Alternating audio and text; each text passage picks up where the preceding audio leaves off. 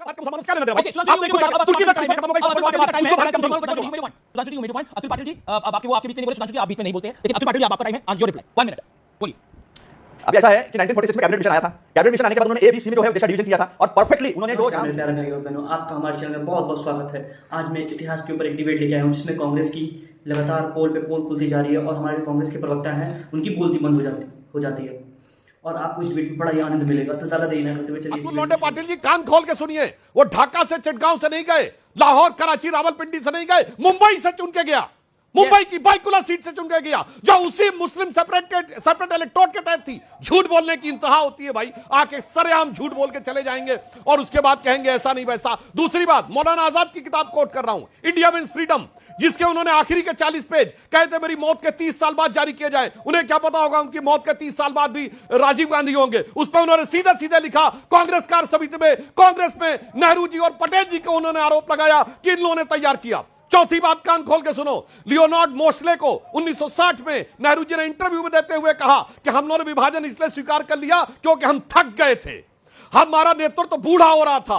अगर हम अखंड भारत के लिए संघर्ष करते तो जेल जाने की स्थिति आती, हम जेल नहीं जाना चाहते थे। लियोनार्ड मोस्ले को दिए गए अपने इंटरव्यू में 1960 में the last days of British Raj, page number 260 जाके देख लीजिएगा यार। ऐसे मत बोला करिए भाई, मैंने 1888 से आज तक कितने रेफरेंसेस कोट किए और आप आकर कुछ भी ऐसे हवा में आके वही पुरानी वाली चीजें बोलना शुरू कर देंगे। और आपने तो टर्की के खलीफा का समर्थन किया, गांधी जी ने टर्की के खलीफा का समर्थन किया, उसका भारत के मुसलमानों से क्या लेना देना भाई? खुद जाके तुर्की में खलीफा खत्म हो गई फर्स्ट वर्ल्ड वॉर के बाद, उसको भारत के मुसलमानों से क्यों जोड़ा? Sudhanshu ji, you made your point. Atul Patil ji, अब आपके बीच में नहीं बोले, सुधांशु जी आप बीच में नहीं बोलते हैं, लेकिन अतुल पाटिल जी अब आपका टाइम है, योर रिप्लाई, 1 मिनट, बोलिए। अभी ऐसा है कि 1946 में कैबिनेट मिशन आया था। कैबिनेट मिशन आने के बाद उन्होंने एबीसी में जो है देश का डिवीजन किया था और परफेक्टली उन्होंने जो जहां मुस्लिम बहुल प्रदेश है वहां पर पाकिस्तान का निर्माण कैसे होगा ये करने की कोशिश की। नेहरू जी उसके बिल्कुल खिलाफ थे, कांग्रेस उसके खिलाफ थी। सबसे पहले सपोर्ट करने वाले तो यही लोग थे। ये लोगों ने कभी स्वाधीनता संग्राम के इसमें कभी सहभाग नहीं दिया। 15 साल नेहरू जी जेल में रहे और 15 साल गांधी जी रहे, 10 साल तक नेहरू जी जेल में रहे और ये उनको जेल का डर दिखाते हैं, जेल नहीं रहते। 16 अगस्त 1948 को डायरेक्ट एक्शन डे जिन्ना ने डिक्लेयर किया था, उसके खिलाफ आर्मी कम होते हुए 2,70,000 हमारे पास थी, 2,40,000 पाकिस्तान के पास गई थी। उसके बाद अकेले गांधी जी इकलौते नवाखाली में इस दंगल को खत्म कर रहे थे।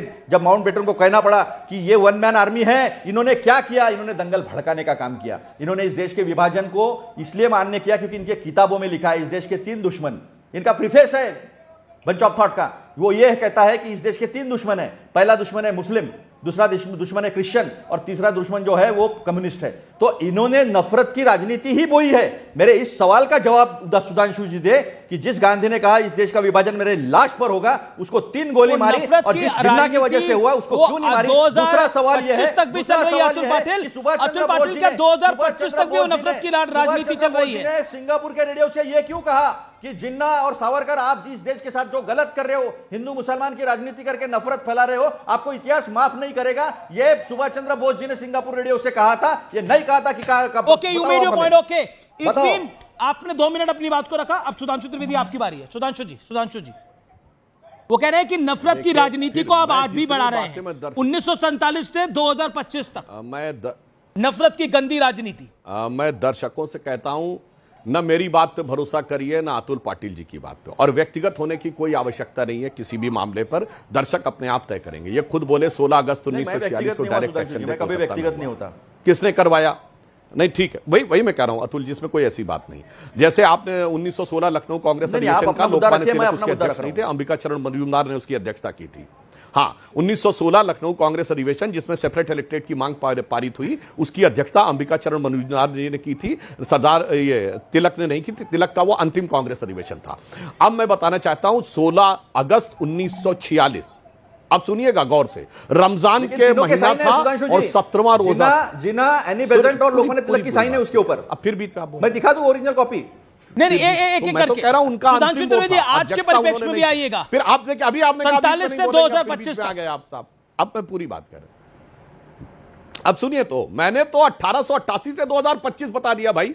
पाकिस्तान ऑफिशियली कहता है कि पाकिस्तान बनाने की नींव सर सैयद अहमद ने रखी और कायदे आजम ने उसके आधार के ऊपर बनाया। और पाकिस्तान तो कहता 712 में बना और ये कहते हैं 1936 में। मतलब अजब बात है भाई। पाकिस्तान अपनी ऑफिशियल हिस्ट्री में लिखता है कि मोहम्मद बिन कासिम के अटैक के साथ 712 में पाकिस्तान की नींव पड़ी और ये आके अपना कुछ भी बोलना शुरू कर देते हैं। गौरी गजनी बाबर अपनी मिसाइलों के नाम रखता है और ये कहते हैं कि साहब हिंदू महासभा ने कराया। अब मैं बताना चाहता हूं 16 अगस्त 1946 जो डायरेक्ट एक्शन डे हुआ, उस समय बंगाल का चीफ मिनिस्टर कौन था जिसके साए हुकूमत में कत्लेआम हुआ? शाहिद हुसैन सोहरावर्दी।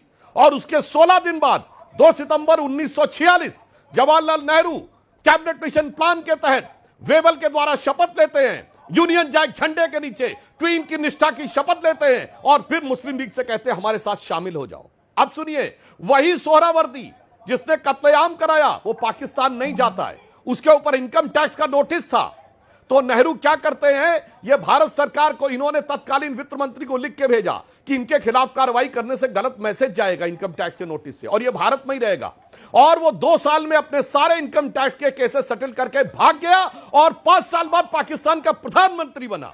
और वही सोहरावर्दी जिसके साथ जाकर नोआखली में महात्मा गांधी मिले। इसलिए मेरे भाई फिर दर्शकों से कहता हूं, एक एक फैक्ट वेरीफाई करिएगा। अगर मैं झूठ बोल रहा हूं तो अलग बात है, मैं ये भी कहूंगा सोशल ओके, विवेक भी कुछ कहना चाहते हैं, अतुल पाटिल भी कुछ कहना चाहते हैं। सुधांशु जी, आपने भी 1 मिनट 50 सेकंड अपनी बात को रखा। विवेक कुछ कहना चाहते हैं। ओके नहीं okay, Atul 1 second, Vivek hold on, Atul Patil 40 second, नहीं गलत, सिर्फ 40 सेकंड नहीं, गलत इतिहास बता दिया सुधांशु जी ने। 40 सेकंड, सिर्फ 40 सेकंड। हाँ बोलिए, ज्यादा नहीं। अतुल जी बोलिए। 40 सेकंड। सबसे पहली बात, सुहरावर्दी के साथ सरकार स्थापन करने वाले श्यामा प्रसाद मुखर्जी थे 1942 में। 1940 में अलग पाकिस्तान का लीग ने अधिवेशन पारित किया था, उन्होंने रिजोल्यूशन किया था, नहीं ऐसा नहीं, 14 मांगे रखी थी, उसके बावजूद ये बैठे थे। दूसरी बात, जब सरकार बनी उसमें श्यामा प्रसाद मुखर्जी को भी उन्होंने मंत्री बनाया था और डॉक्टर बाबा साहब अम्बेडकर को भी मंत्री बनाया था। 1946 में पूरी स्वाधीनता, पूरा ट्रांसफर ऑफ पावर होने का था जो 15 अगस्त को हुआ। 15 अगस्त में तिरंगे झंडे के नीचे हुआ और उसमें भी श्यामा प्रसाद मुखर्जी मंत्री थे। अम्बेडकर जी को तो हरवाया ही कांग्रेस ने था, किया गया था, इसलिए लीग ने गवर्नमेंट ज्वाइन नहीं किया था। अम्बेडकर जी को तो हरवाया ही कांग्रेस ने कैबिनेट था। मिशन और वेवेल प्लान ये भी इतिहास दोनों एक्सेप्ट नहीं किया था, इसलिए मुस्लिम लीग सरकार में शामिल नहीं हुई। संगीत मुस्लिम लीग सरकार शामिल में नहीं हुई थी क्योंकि हमने पार्टीशन एक्सेप्ट नहीं किया था। मुझे ऑडियो साउंड देना पड़ेंगे। सुधांशु जी होल्ड ऑन। प्रोफेसर संगीत रागी, आप 1947 के दौर से 2025 तक नफरत फैलाई जा रही है और सब कुछ आरएसएस और बीजेपी कर रही है। देखिए अमीश, इस देश का विभाजन के पीछे जो सबसे बड़ा आज के परिप्रेक्ष्य में बोलिएगा इस्लामिक सेपरेटिज्म। मैं आज के ही परिप्रेक्ष्य में बोलूंगा। इस देश का विभाजन इस्लामिक सेपरेटिज्म की मानसिकता जो थी उसके कारण हुई थी और उसको खाद पानी का देने का काम जो है वो कांग्रेस पार्टी ने किया था। ये हम ही नहीं कह रहे हैं, ये Pandit Jawaharlal Nehru Indian Muslim volume 10, उसमें जवाहरलाल नेहरू गांधी जी को पत्र लिखते हैं और कहते हैं कि जिन्ना का जो डिमांड है वो सुरसा की तरह, सुरसा शब्द का प्रयोग किया है, सुरसा की तरह मुंह बाए हुए खड़ा, एक डिमांड पूरा करते हैं दूसरा। तो दिमना के डिमांड के आगे झुका कौन था? ये मुस्लिम लीग थी। और अभी सुधांशु जी ने कोट किया था 1886, 87, 88 में सर सैयद का, उस पर हम दोबारा नहीं जाना चाहते हैं। आज के परिप्रेक्ष्य में उस इस्लामिक सेपरेटिज्म की मानसिकता को भारत विभाजन के बावजूद भी जिंदा रखने का काम किसने किया है? कांग्रेस और वामपंथियों ने किया है। तीसरी बात, अतुल लौंडे पाटिल जी ने एक बहुत बड़ी गलती की और गलत तथ्य प्रकट किया। बंच ऑफ थॉट 1965 में आया था मेरे मित्र, वो 1940, 42, 45 में नहीं आया था। ये आप थोड़ा सा आप करेक्ट कर लीजिए, यदि मैं गलत करूंगा तो आप जरा मुझे करेक्ट कर दीजिएगा। तीसरी एक और बात जिक्र करना चाहूँगा, ऐसी क्या गलती थी, ध्यान रखिएगा जरा सा, ऐसी क्या जरूरी थी कि आप 8 जुलाई 1947 को आपका बाउंड्री जो है वो पंजाब के बाउंड्री के लिए डिसीजन होता है और 17 अगस्त 1947 को बाउंड्री डिसाइड होता है रेड क्लिफ के द्वारा। 15 अगस्त को भारत विभाजन होता है, भारत का निर्माण होता है और 14 अगस्त को पाकिस्तान बन जाता है। लाखों लोग करोड़ों लोगों को जी, यह जी, पता जी, नहीं जी, था जी। कि हम भारत के इसमें हैं या पाकिस्तान के अंदर हैं। और ऐसी स्थिति में कितने लोगों का कत्लेआम ओके, मैं हुआ, रुक ये करता हूं आंकड़ा विवेक का। आज विवेक, तक नहीं है। ओके जो सर, आपने 10 बस 2 millions मिनट और अपनी बात को 20 रखा। millions के बीच विवेक, में बात है। विवेक आज भी इसलिए- आप इसी इसलिए विभाजन की एक सोच को मिनट, जी, खाद जी। पानी दे रहे हैं, पॉलिटिकल टूल की तरह इस्तेमाल कर रहे हैं। लेफ्ट एक आज 10 भी सेकंड विभाजन और, विभीषिका 10 को सेकंड, नहीं मनाने देता केरल के अंदर। अमीश 40 नहीं सेकंड मनाएंगे, अमीश, ये बेकार विवेक, की चीज है। मैं आ रहा हूं आपके पास, मैं आपके पास प्रोफेसर राजू वापस आऊंगा। विवेक जी, हाँ हाँ हाँ, देखिए रूलिंग पार्टी इस वक्त ये बीजेपी और आरएसएस एक मैसेज देना चाहते हैं। ये कहना चाहते मैसेज हैं देना साथ में चाहते दो हैं? कम्युनिटीज साथ नहीं रह सकती हैं। ये कह रही हैं, सुन लीजिए, ये अभी मुसलमान आपने जो बोला यहाँ पर ये हैं, बेकार वही की हैं जो चीज है, हम पाकिस्तान नहीं में मनाने देंगे। तो काम की ये- चीज क्या ये- आपके लिए? हम नहीं मनाने देंगे। तो जैसा कि आपने इस डिबेट में देखा कि हमारे जो सुधांशु त्रिवेदी हैं शुरुआत में ही कांग्रेस की लगातार पोल पे पोल खोलते जा रहे थे, जिससे हमारे कांग्रेस प्रवक्ता और बाकी सबकी बोलती बंद हो गई। इसी बीच में हमारे जो अमीश देवगन जी हमारे जो न्यूज़ एंकर है, उनको सुधांशु त्रिवेदी जी को चुप कराना पड़ा कि अब चुप हो जाइए, अब दूसरों को भी बोलने का मौका दीजिए। आपका इस मज़ेदार डिबेट पे क्या कहना है, अपनी राय हमारे कमेंट बॉक्स में ज़रूर बताएं। और हाँ, जाने से पहले मैं इतना कहूँगा कि आप हमारे चैनल को लाइक शेयर सब्सक्राइब करना ना भूलें। मिलते हैं अगली वीडियो में, धन्यवाद।